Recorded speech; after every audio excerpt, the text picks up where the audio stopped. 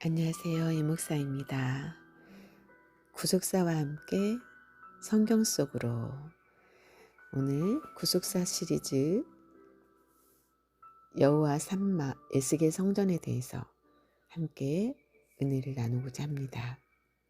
구속사 시리즈 11권 저자 서문. 지금까지 구속사 시리즈를 출판하게 해주신 하나님의 크신 사랑과 은혜에 진심으로 감사를 드립니다. 사도 바울은 자신의 인생을 마무리하면서 내가 선한 싸움을 싸우고 나의 달려갈 길을 마치고 믿음을 지켰으니 이제 후로는 나를 위하여 의의 면류관이 예비되었으므로 주 곧 의로우신 재판장이 그날에 내게 주실 것이니 내게만 아니라 주의 나타나심을 사모하는 모든 자에게니라 라고 고백하였습니다. 디모데후서 4장 7절에서 8절. 오직 예수님의 십자가의 피로 죄사함을 받고 에베소서 1장 7절. 주의 종으로 부름받아 이제 내 자신의 삶이 얼마 남지 않은 가운데 내가 과연 하나님께서 부르시는 그날에 사도 바울과 같은 고백을 할 수 있을까 라고 몇 번이고 되새기고 또 되새기고 또 되새겨 봅니다.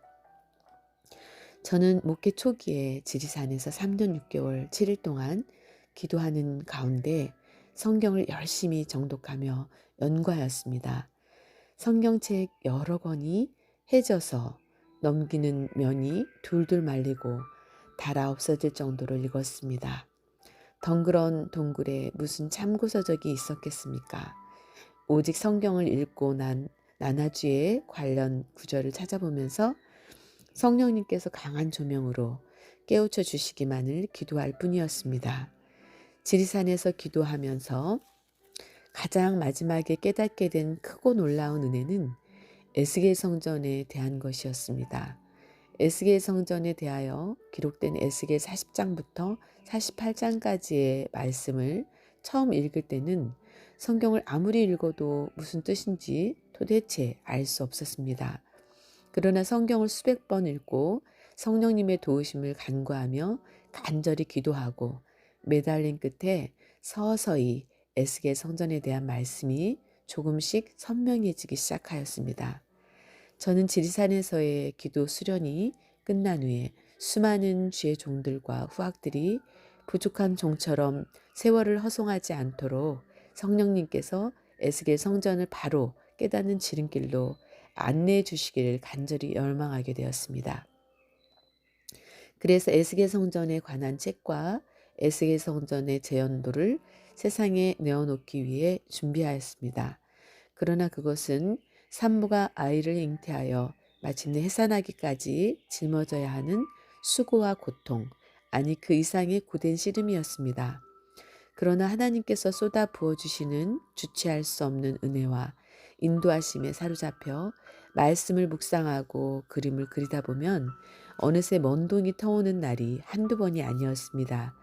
때로는 말씀과 그림들이 분명히 알아볼 수 있게 정리가 되지 않아 쓰다가 버린 원고지들이 수북이 쌓이곤 했습니다. 끝없이 계속되는 강행군 속에 잠을 제대로 자지 못하고 육신이 너무도 아프고 힘들 때도 있었지만 이제 이렇게 원고를 정리하고 보니 옥동자를 낳아 가슴에 안고 있는 기쁨과 감사뿐입니다. 요한복음 16장 21절에 여자가 해산하게 되면 그때가 이르렀으므로 근심하나 아이를 낳으면 세상에 사람 난 기쁨을 인하여 그 고통을 다시 기억지 아니하느니라 라고 하신 말씀이 너무도 실감나게 다가옵니다. 에스겔 성전은 역사적으로 건축되지 않았습니다. 이 성전은 새 예루살렘 성의 성사진과 같은 것으로 하나님께서는 우리가 이 에스겔 성전을 통해서 자신의 부끄러움을 깨닫고 진심으로 회개하기를 강력하게 요구하고 계십니다. 에스겔서 43장 10절에서 11절에서 인자야 너는 이 전을 이스라엘 족속에게 보여서 그들로 자기의 죄악을 부끄러워하고 그 형상을 측량하게 하라. 만일 그들이 자기의 행한 모든 일을 부끄러워하거든 너는 이 전의 제도와 식양과 그 출입하는 곳과 그 모든 형상을 보이며 또 모든 규례와 그 모든 법도와 그 모든 율례를 알게 하고 그 목전에 그것을 써서 그들로 그 모든 법도와 그 모든 규례를 지켜 행하게 하라 라고 말씀하고 있습니다. 저는 기도처에서 에스겔 성전에 대하여 깊이 묵상하는 가운데 자신에 대하여 부끄러움을 크게 느끼고 바위를 치면서 눈물로 회개하며 기도하는 가운데 온몸이 몇 날 며칠 눈물과 땀으로 범벅이 되곤 하였습니다. 또 수르바벨 성전은 에스겔이 주전 573년에 성전의 계시를 받은 후에 이스라엘 백성이 바벨론 포로에서 돌아와서 주전 516년에 건축을 완성한 성전입니다. 이 수르바벨 성전은 주전 20년경 헤롯 대왕에 의해서 개축되어 헤롯 성전으로 불렸으며 이 성전은 예수님께서 초림하셨을 때 존재했던 성전입니다. 요한복음 2장 19절에서 22절 학계 선지자는 이전의 나중 영광이 이전 영광보다 크리라. 만군의 여호와의 말이니라. 내가 이곳에 평강을 주리라. 만군의 여호와의 말이니라 라고 말씀하면서 학계서 2장 9절 분명 수르바벨 성전에 하나님의 영광이신 예수님께서 임하실 것을 예언하였습니다. 요한복음 1장 14절 실로 수르바벨 성전과 관련된 구속사에는 놀라운 하나님의 구속 경륜이 담겨 있습니다. 이렇게 성경에 감추어졌던 신비한 보화인 에스겔 성전과 수르바벨 성전에 대하여 불초한 종이 책을 쓰게 된 것은 전적으로 하나님의 돌보심과 은혜입니다. 이스라엘은 유럽과 아시아와 아프리카 대륙이 만나는 세계의 중심으로 사람의 몸에 비한다면 배꼽과도 같은 나라입니다. 에스겔서 38장 12절 하나님께서는 이스라엘을 선민으로 택하시고 구속사적 경륜을 전진시켜 오셨습니다.